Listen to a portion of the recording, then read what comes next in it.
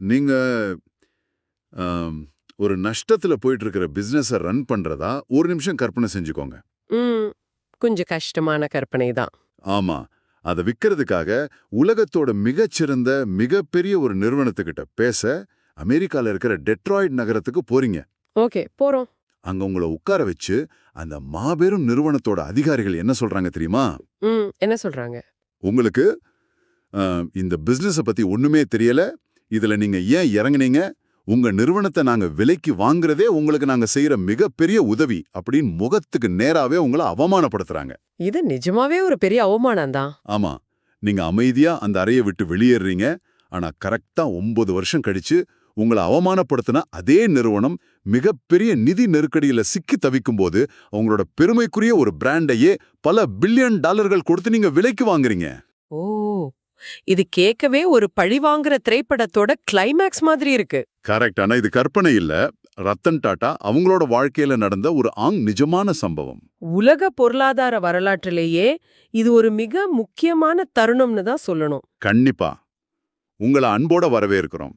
இன்னைக்கு நாம எதை பத்தி இவ்வளவு ஆழமா அலச போறோம்னா, ரத்தன் டாட்டாவோட தொழில் வாழ்க்கையின் முக்கிய மைல்கற்கள் மற்றும் டாடா குழுமத்தை ஒரு மாபெரும் உலகளாவிய பிராண்டா அவர் எப்படி மாத்தினாரு அப்படிங்கறத பத்தி தான். ஆமா, இதற்காக நம்ம கிட்ட நிறைய பிசினஸ் பத்திரிகைகள்ல வெளியான கட்டுரைகள் இருக்கு.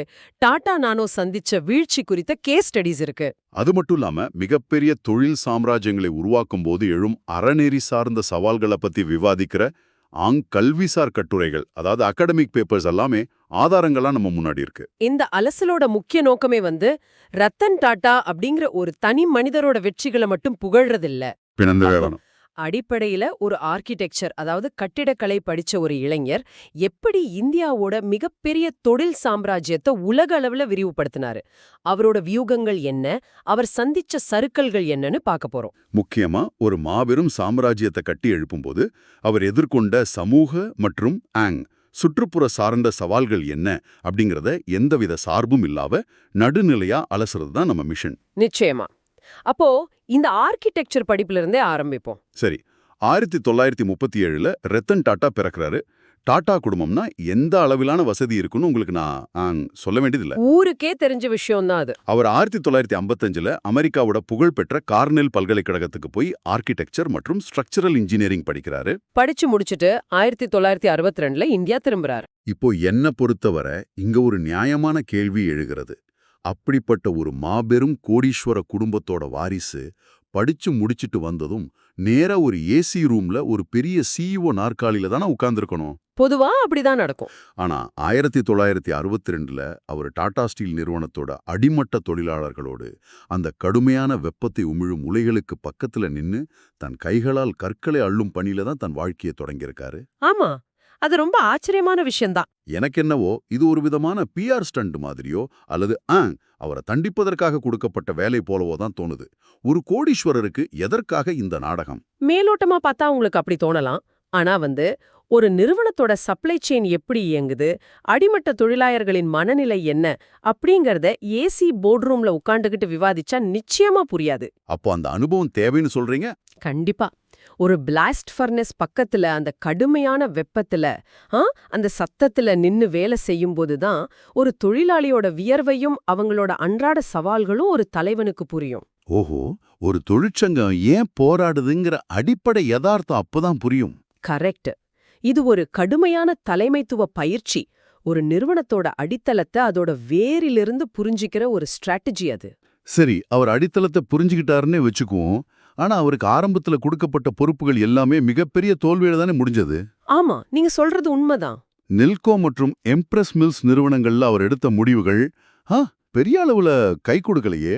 ஆமா, 1971ல நெல்கோ அப்படிங்கிற ரேடியோ மற்றும் எலக்ட்ரானிக்ஸ் நிறுவனத்தை சரி செய்யற பொறுப்பு அவர்கிட்ட வந்தப்போ சந்தையில நிறைய மாற்றங்கள் நடந்துகிட்டு இருந்துச்சு. பொருளாதார மந்தநிலை இருந்துச்சு இல்லையா? ஆமா, அது மட்டும் இல்லாம தொழிலாளர் சங்கத்தோட வேலை நிறுத்தங்கள்னு பல நடைமுறை சிக்கல்களால அந்த நிறுவனத்தை அவரால காப்பாத்த முடியல. ஓகே, அப்புறம் அந்த எம்ப்ரஸ் மில்ஸ் 1977ல எம்ப்ரஸ் மில்ஸுங்கிற அந்த நலிவடைந்த ஜவுளி ஆலைய சரி செய்ய அவர் ஒரு அருமையான திட்டத்தை முன்வச்சாரு. ஆனா டாடா குடும்பத்தோட மற்ற மூத்த நிர்வாகிகள் அந்த திட்டத்துக்கு நிதி ஒதுக்க மறுத்துட்டாங்க. அதனால அந்த ஆலை மூடப்பட்டுடுச்சு. ஒரு நிமிஷம், இதுல ஒரு மிகப்பெரிய முரண்பாடு இருக்கிறதே. என்ன முரண்பாடு? ஒரு பக்கம் அவர் தொழிலாளர்களோட வேலை செஞ்சு அனைத்தையும் கத்துக்கிட்டாருன்னு சொல்றீங்க. ஆனா அவர் பொறுப்புக்கு வந்த உடனே தொடர் தோல்விகள். தோல்விகள் அவரை மனதளவுல முடக்கி இருக்காதா? கண்டிப்பா இல்ல.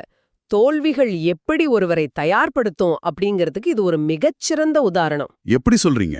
இந்த தோல்விகள் தான் ஒரு நிறுவனம் ஏன் வீழ்ச்சி அடையுது அப்படிங்கிற மெக்கானிசத்தை அவருக்கு கத்துக் கொடுத்துச்சு. ஓ, அதாவது மூத்த நிர்வாகிகள் தனது திட்டத்தை ஏன் நிராகரிச்சாங்க, அதிகார போட்டிகளை எப்படி சமாளிப்பது, இதையெல்லாமா? அதேதான்.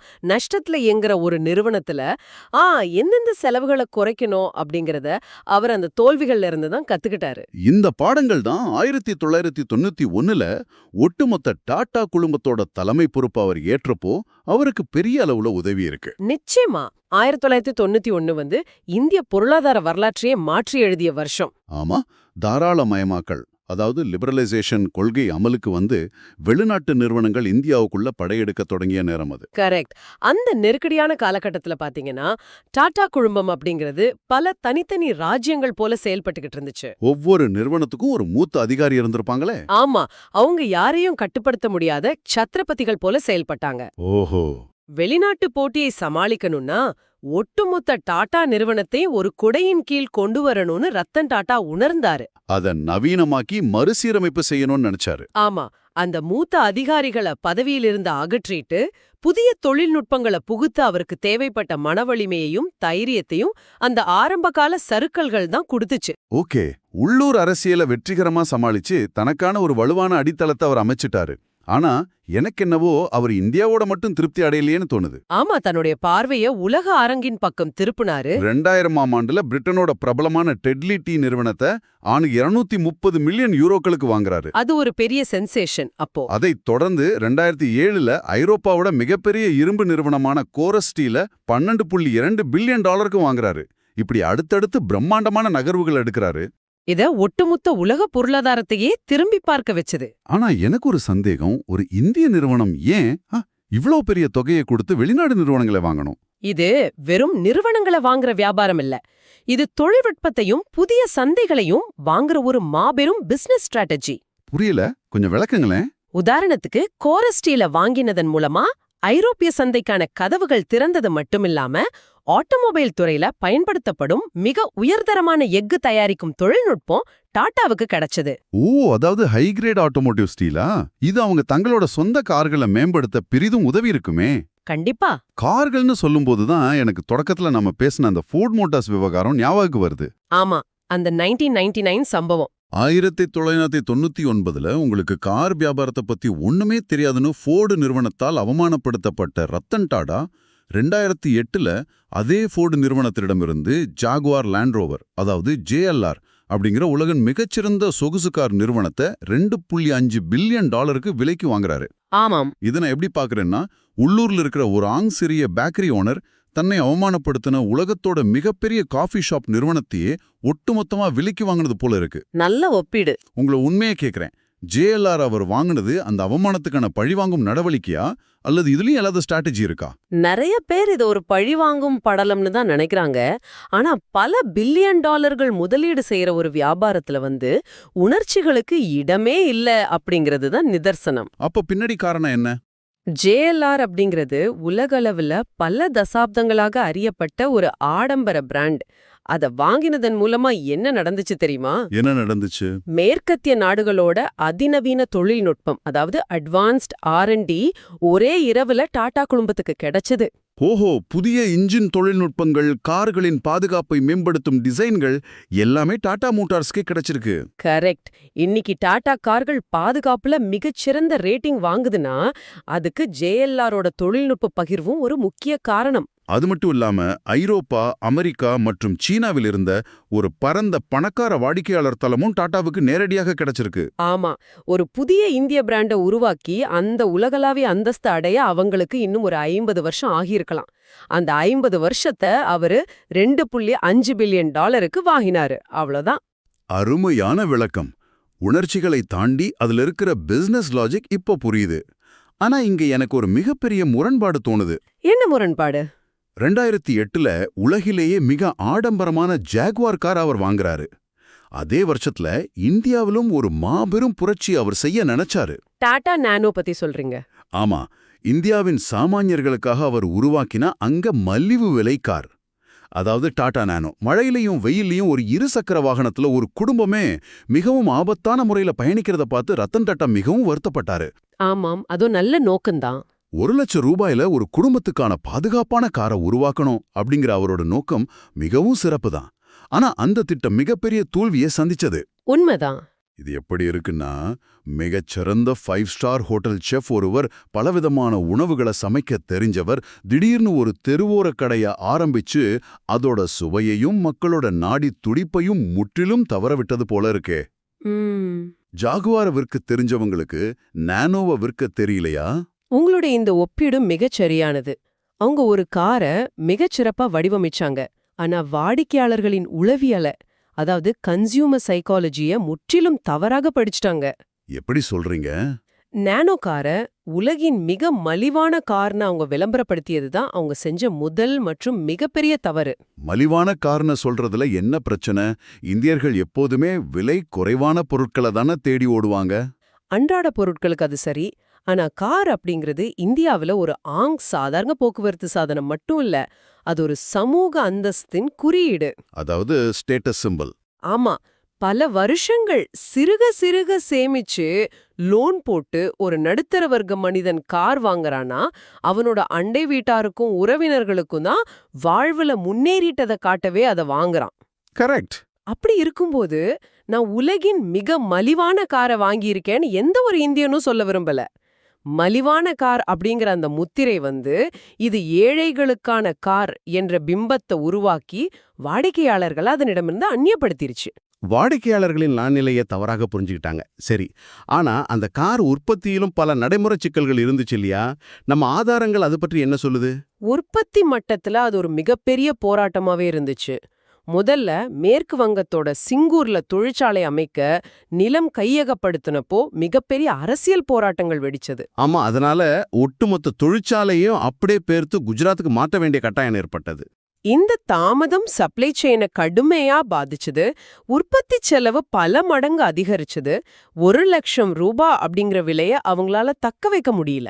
எல்லாவற்றுக்கும் மேலா ஆரம்பகட்ட நானோ கார்கள்ல தீப்பிடிச்சு சம்பவங்கள் நடந்துச்சு. ஆமா, இருசக்கர வாகனத்தை விட இது பாதுகாப்பானது அப்படிங்கிற நோக்கமே இங்க அடிபட்டு போச்சு. பாதுகாப்பற்ற கார் அப்படிங்கிற முத்திரை விழுந்த உடனே அந்த பிராண்ட் முழுமையாக சரிந்துடுச்சு. ஒரு மிகச்சிறந்த நோக்கம் தவறான மார்க்கெட்டிங் மற்றும் எதிர்பாராத அரசியல் விநியோக சிக்கல்களால எப்படி தோல்வி அடையலாம் அப்படின்றதுக்கு நானோ ஒரு மிகப்பெரிய கேஸ் ஸ்டடி. நிச்சயமா. சரி, சிங்கரு நிலம் கையகப்படுத்துதல் பற்றி பேசணும். இது ஒரு மிக முக்கியமான தார்மீக கேள்வி எழுப்புது. நம்ம இப்போ ஒரு கடினமான பகுதிக்குள்ள நுழையிறோம். சொல்லுங்க. ஒரு மாபெரும் தொழில் சாம்ராஜ்யத்தை விரிவுபடுத்தும் போது அதுல ஏற்படுற சமூக மற்றும் சுற்றுச்சூழல் சார்ந்த உராய்வுகள். நீங்க ஒரு பிசினஸை வளர்க்க விரும்புறீங்க, ஆனா அதுக்காக உள்ளூர் மக்களையும் இயற்கையும் எந்த அளவுக்கு பாதிக்கிறீங்க அப்படிங்கிற கேள்வி எழுகிறதல்லவா? கண்டிப்பா. கார்ப்பரேட் வரலாறு முழுவதும் இந்த உராய்வு இருந்துகிட்டே தான் இருக்கு. டாடா குழுமமும் இதற்கு விதிவிலக்கல்ல. நம்ம ஆதாரங்கள்ல உள்ள ஆய்வறிக்கைகள் இத பத்தி மிக தெளிவா பேசுது. 2006ல ஒடிசாவோட கலிங்கி நகர்ல டாடா ஸ்டீல் நிறுவனம் ஆலை அமைப்பதற்காக நிலம் கையகப்படுத்தியப்போ உள்ளூர் பழங்குடி மக்களும் கிராம மக்களும் தங்களோட வாழ்வாதாரம் பறிபோகுதுன்னு மிகப்பெரிய போராட்டத்தில் ஈடுபட்டாங்க. ஆமா, அந்த போராட்டம் ஒரு கட்டத்துல வன்முறையா மாறி காவல்துறையின் துப்பாக்கிச் சூட்ல 13 கிராம மக்கள் பரிதாபமாக உயிரிழந்தாங்க. இது தேசிய அளவிலும் சர்வதேச அளவிலும் மிகப்பெரிய அதிர்வலையை ஏற்படுத்துச்சு. உண்மைதான், ஒரு பெரிய துயர சம்பவம் அது. கார்ப்பரேட் நிறுவனங்கள் வழங்குற இழப்பீடுகளும் மறுவாழ்வு திட்டங்களும் அந்த மக்களோட பாரம்பரிய நிலத்துக்கும் வாழ்வாதாரத்துக்கும் ஒருபோதும் ஈடாகாது அப்படிங்கிற கடுமையான விமர்சனம் எழுந்தது. இத ஒரு தலைவரா ரத்தன் டாடா எப்படி எதிர்கொண்டிருப்பாரு? இது எந்த ஒரு தலைமைக்கும் ஒரு இருண்ட அத்தியாயம்தான். கனிம வளங்கள் அதிகமா இருக்கிற இடங்கள்ல தான் கனரக தொழிற்சாலைகளை அமைக்க முடியும். ஆனா அந்த இடங்கள் பெரும்பாலும் பூர்வீக மக்களின் வாழிடங்களா இருக்குமே. அதுதான் பிரச்சனையே. தொழில் வளர்ச்சிக்கும் மக்களோட உரிமைக்கும் இடையே உள்ள இந்த முரண்பாட்டை தீர்க்கிறது எந்த ஒரு நிறுவனத்துக்கும் மிகப்பெரிய சவால் தான். அந்த சம்பவத்துக்கு பிறகு டாடா நிறுவனம் தங்களோட மறுவாழ்வு மற்றும் மீள்குடியேற்ற கொள்கைகள்ல பல மாற்றங்களை கொண்டு வர வேண்டிய கட்டாயம் ஏற்பட்டது. இது நிலம் சார்ந்த பிரச்சனைனா சுற்றுச்சூழல் சார்ந்த பிரச்சனைகளும் பெரிய அளவுல இருந்துச்சு. ஆமா. இந்தியாவோட ஜாம்ஷெட்பூரிலும் சரி, நெதர்லாண்டோட ஐம்யூடன் நகரில் உள்ள டாடா ஸ்டீல் ஆலையிலும் சரி, மிக கடுமையான மாசு கட்டுப்பாட்டு பிரச்சனைகள் எழுந்தது. நெதர்லாண்டுல அனுமதிக்கப்பட்ட அளவை விட அதிக மாசு வெளியேற்றியதற்காக அந்நிறுவனத்துக்கு அபராதம் கூட விதிக்கப்பட்டது. கிரீன் பீஸ் போன்ற சுற்றுச்சூழல் அமைப்புகள் சட்ட ரீதியான நடவடிக்கைகளையும் எடுத்தாங்க இல்லையா? இங்க நாம தொழில்நுட்பத்தோட யதார்த்தத்தை புரிஞ்சுக்கணும். இரும்பு மற்றும் எஃகு உற்பத்தி அப்படிங்கிறது இயற்கையாகவே அதிக கார்பனை வெளியிடும் ஒரு தொழில். ஆமா, இரும்பு தாதுவில் உள்ள ஆக்சிஜனை பிரித்தெடுக்க உங்களுக்கு கார்பன் தேவை. கரெக்ட். அந்த ரசாயன மாற்றத்தின் விளைவா கார்பன் டை ஆக்சைடு அதிக அளவுல வெளியேறும். 100% தூய்மையா காற்றில் எந்த மாசும் இல்லாம எஃகு தயாரிப்பது அப்படிங்கிறது தற்போதைய அறிவியல் தொழில்நுட்பத்துல கிட்டத்தட்ட சாத்தியமற்ற ஒண்ணு. இதனால தான் இந்த தொழில்கள் எப்போதுமே கடுமையான சுற்றுச்சூழல் விமர்சனங்களை எதிர்கொள்ளுது. ஆமாம். ஆனா ஒரு பக்கம் பார்த்தா டாடா குழுமத்தோட சமூக பங்களிப்பு உலக புகழ் பெற்றது. கண்டிப்பா அதை மறுக்கவே முடியாது. டாடா சன்ஸ் நிறுவனத்தோட 65% பங்குகள் பல்வேறு அறக்கட்டளைகளுக்கு செல்லுது. அதன் மூலம் வரும் பல்லாயிரம் கோடிகள் கல்வி, சுகாதாரம், கிராமப்புற மேம்பாடுன்னு மக்களுக்கே திரும்ப செல்லுது. கூகுளுடன் இணைந்து இன்டர்நெட் சாத்தி திட்டத்தின் மூலமா கிராமப்புற பெண்களுக்கு டிஜிட்டல் கல்வியறிவு வழங்குறது, அப்புறம் மும்பையில விலங்குகளுக்காக ஒரு பிரத்யேகமான அதிநவீன மருத்துவமனையை கட்டியதுன்னு அவங்களோட மனிதநேய பணிகள் ஏராளம். அது மட்டுமா, ஓலா, லென்ஸ்கார்ட், ஃபர்ஸ்ட் கிரை போன்ற பல புதிய ஸ்டார்ட் அப்களுக்கு ரத்தன் டாடா தன் சொந்த பணத்தை முதலீடு செஞ்சு இளைஞர்களை ஊக்குவிச்சிருக்காரு. லாபத்தை மட்டுமே குறிக்கோளா கொண்டிருக்காம சமூகத்துக்கு கொடுப்பதில் டாடா குழுமத்தோட மாடல் உலகிற்கே ஒரு உதாரணம்தான். அங்கேதான் எனக்கு பிரச்சனை. ஒரு பக்கம் இவ்ளோ சமூக அக்கறை, விலங்குகள் மீது கூட கருணை காட்டும் மனிதநேயம். மறுபக்கம் அவங்க நடத்தும் ஆலைகளால் ஏற்படும் மிகப்பெரிய அளவிலான சுற்றுச்சூழல் பாதிப்புகள், கழிகநகர் போன்ற துயரச் சம்பவங்கள். இந்த இரண்டு முரண்பட்ட பிம்பங்களை நீங்க எப்படி பாக்குறீங்க? ஒரு தலைவரா இதையெல்லாம் அவர் எப்படி பேலன்ஸ் செய்திருப்பாரு? இது ஒரு அருமையான கேள்வி. தனிமனித அறநெறியையும் ஒரு பன்னாட்டு நிறுவனத்தின் நடைமுறை சிக்கல்களையும் நம்ம பிரிச்சு பார்க்கணும். எப்படி? ஒரு தனிமனிதரா ரத்தன் டாட்டாவோட நோக்கங்களும் மனிதநேயமும் மிக சிறந்தவை அப்படிங்கிறதுல எந்த சந்தேகமும் இல்ல. ஆனா லட்சக்கணக்கான தொழிலாளர்கள், பல நாடுகளோட சட்டங்கள், நூற்றுக்கணக்கான தொழிற்சாலைகளை உள்ளடக்கிய ஒரு இயந்திரத்தை இயக்கும்போது தவறுகளும் விபத்துகளும் சுற்றுச்சூழல் பாதிப்புகளும் தவிர்க்க முடியாத கலை யதார்த்தங்களா மாறிடுது. ஆனா அதை எப்படி நியாயப்படுத்த முடியும்? இத பேலன்ஸ் செய்யத்தான் டாடா நன்னடத்தை விதிய, அதாவது டாடா கோட் ஆஃப் கண்டக்ட அவர் கடுமையா அமல்படுத்தினாரு. தவறுகள் நடக்கும்போது அதுக்கு பொறுப்பேற்பதும், தொழில்நுட்பங்களை மேம்படுத்தி அந்த தவறுகளை குறைக்க முயற்சிப்பதும் தான் ஒரு நிறுவனத்தால செய்யக்கூடிய நடைமுறை செயல். அப்போ அந்த தொண்டுகள் எல்லாம் அறக்கட்டளைகள் மூலமா செய்யப்படும் சேவைகள் இந்த தொழில் ரீதியான பாதிப்புகளை ஈடு செய்வதற்கான ஒரு சமூக பொறுப்புணர்வு, அதாவது CSR அப்படின்னு தான் சொல்லணும். மிகவும் தெளிவான ஒரு கோணத்தை கொடுத்தீங்க. தனிமனித இலட்சியங்களுக்கும் வியாபார யதார்த்தங்களுக்கும் இடையே உள்ள நிரந்தரமான போராட்டம் இது. நம்ம அலசலோட இறுதி பகுதிக்கு வந்துட்டோம். சொல்லுங்க. ரத்தன் டாட்டாவோட மிகச்சிறந்த மேற்கோள் ஒண்ணு எனக்கு நினைவுக்கு வருது. சரியான முடிவுகளை எடுப்பதில் எனக்கு நம்பிக்கை இல்லை, நான் முடிவுகளை எடுக்கிறேன், பிறகு அவற்றை சரியாக்குகிறேன். அவரோட ஒட்டுமொத்த பயணமும் இதைத்தான் நமக்கு உணர்த்துது. முற்றிலும் நிஜம். எந்த ஒரு மாபெரும் வெற்றியாளரும் எல்லாவற்றையும் முன்கூட்டியே சரியாக கணித்து முடிவெடுப்பதில்லை. ஜாகுவாரை வாங்கினதோ அல்லது நானோவை உருவாக்குனதோ ஒரு முடிவை எடுத்த பின் அதிலிருந்து வர சவால்களை எப்படி எதிர்கொள்றோம் அப்படிங்கறதுல தான் ஒரு தலைவனோட உண்மையான திறன் அடங்கியிருக்கு. ஒரு தோல்வி அப்படிங்கிறது அவங்களுக்கு முற்றுப்புள்ளி இல்ல, அது அடுத்த முடிவை இன்னும் சிறப்பா எடுப்பதற்கான ஒரு டேட்டா, அவ்வளவுதான். ஆமா, அதனால நண்பர்களே உங்களை நான் கேட்டுக்கிறேன், நீங்க உங்க வாழ்க்கையிலயோ அல்லது உங்க தொழிலையோ ஏதாவது ஒரு புதிய முடிவை எடுக்க தயங்கி கொண்டிருந்தால், அல்லது ஒரு முடிவை எடுத்து அதுல சர்க்கிளை சந்திச்சிருந்தா, ரத்தன் டாட்டாவோட இந்த பயணத்தை நினைச்சு பாருங்க. ஆமா, எம்ப்ரஸ் மில்ஸ்ல தோல்வி, நெல்கோல்ல சறுக்கல், ஃபோர்ட் நிறுவனத்திடம் அவமானம், நானோ கார்ல மிகப்பெரிய இழப்புன்னு இத்தனை அடிகளை வாங்கியும் அவர் துவண்டு விடல. அதிலிருந்து மீண்டு வந்து ஒட்டுமொத்த உலக பொருளாதாரமுமே வியந்து பார்க்கிற அளவுக்கு ஒரு சாம்ராஜ்யத்தை உருவாக்க அந்த பாடம் அவருக்கு உதவியதுன்னா, ஆம், உங்க சறுக்கல்களும் உங்களை அடுத்த கட்டத்துக்கு எடுத்துச் செல்ல போகுதுன்னு நம்புங்க. அந்த தாக்கு பிடிக்கும் திறன்தான், அதாவது ரெசிலியன்ஸ், ஒரு சாதாரண மனிதனையும் சாதனையாளரா மாற்றும் மிகப்பெரிய ஆயுதம். இதோடு இன்றைய நம்ம ஆழமான அலசலை நிறைவு செய்யும் முன் ஒரு சிந்தனையை உங்ககிட்ட விட்டு செல்ல விரும்புறேன். என்னது அது? நிகழ்ச்சியின் தொடக்கத்துல நாம பேசினது போல ரத்தன் டாடா அடிப்படையில கார்னல் பல்கலைக்கழகத்துல ஆர்கிடெக்சர் படிச்சு பட்டம் பெற்றவர். ஆனா விந்தை என்னன்னா, அவர் தனது வாழ்நாள்ல எந்த ஒரு பெரிய கட்டிடத்தையும் தனது கைகளால் வடிவமைக்கவே இல்லை. ஆமா, அது உண்மைதான். ஆனா உற்று நோக்கினா ஒன்னு புரியும். கட்டிடக்கலையின் மிக முக்கியமான விதிகள் என்ன? எந்த ஒரு சூழலையும் தாங்கக்கூடிய ஒரு வலுவான அடித்தளத்தை அமைப்பது, எதிர்காலத்துல வரக்கூடிய சுமையையும் ஆபாயங்களையும் முன்கூட்டியே கணிப்பது, என்றென்றும் நிலைத்திருக்கும் ஒரு கட்டமைப்பை உருவாக்குவது. அருமையான பாயிண்ட். இந்த ஆர்க்கிடெக்சர் விதிகளை தன் பிசினஸ்ல பயன்படுத்தி டாடா என்ற இந்த மாபெரும் உலகளாவிய சாம்ராஜ்யத்தை மிக நேர்த்தியா அவர் டிசைன் செய்திருக்கிறாரோ, இத பற்றி கொஞ்சம் ஆழமா யோசிச்சு பாருங்க. உங்களின் எண்ணங்களை எங்களோடு பகிர்ந்து கொள்ளுங்கள். மீண்டும் ஒரு சிறப்பான ஆழமான அலசலில் உங்களை சந்திக்கிறோம். மேலும் சுவாரஸ்யமான தகவல்களுக்கு லைக், சப்ஸ்கிரைப் மற்றும் கமெண்ட் செய்யுங்கள். இது மேலும் தகவல்களை பதிவேற்ற எங்களை உற்சாகப்படுத்தும். நன்றி, வணக்கம்.